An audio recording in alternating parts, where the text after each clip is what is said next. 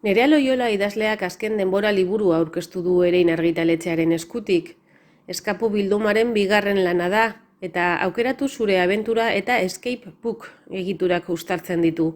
Azken denbora aurkeztu nahi dizuet, Eskapu bildumako bigarren liburua.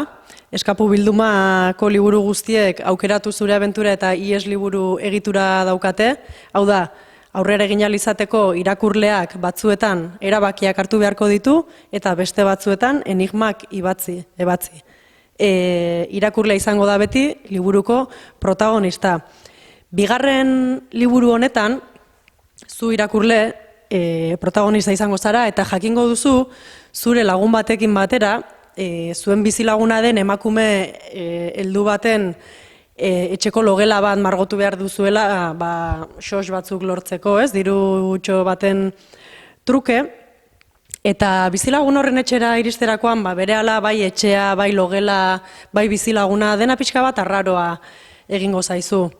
Hala ere, lanean hasiko zarete, diru hori lortu nahi duzu, eta lanean hasiko zarete, eta margotzen ari zareten logela horretan bertan gertatuko den zerbaitek, abentura bat abiatuko du, abentura arriskutsu bat, denboran aurrera eta atzera egingo duzuena, eta erabaki onak hartu ezean, ez duzu lortuko etxera osorik itzultzea.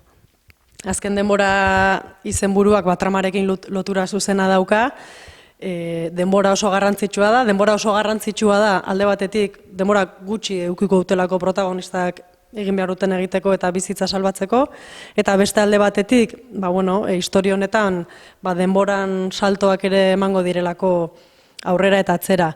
Eta gero, azalaren diseinua Asier Beltzak egin du, Ereineko diseinatzaileak, eta hemen, ikusten da halako iluntasun bat, ikusten da denborak eta erlojuak eta zenbakiek badutela garrantzia, ikusten da hemen horrelako izaki bat, jakingo duzuela norden, eta fijatzen baldin bazarete, azken denborako letretan bele bat azaltzen da, eta bele beltz horiek esanahi handia edukiko dute, istorioan, beren iluntasun eta belztasun horrekin batera. Pixka daukat orain beste liburuan esperientzi hori edo jaso dudana edo ez, eta asko gertatu zait, jendeak erosi bere seme-alabei edo bilobei, eta gero eurak etorri esaten, nik ere irakurri dut, eta aurreneko baina eskaileretatik erori nintzen, eta baitzen jolasa ere bada ez, eta orduan,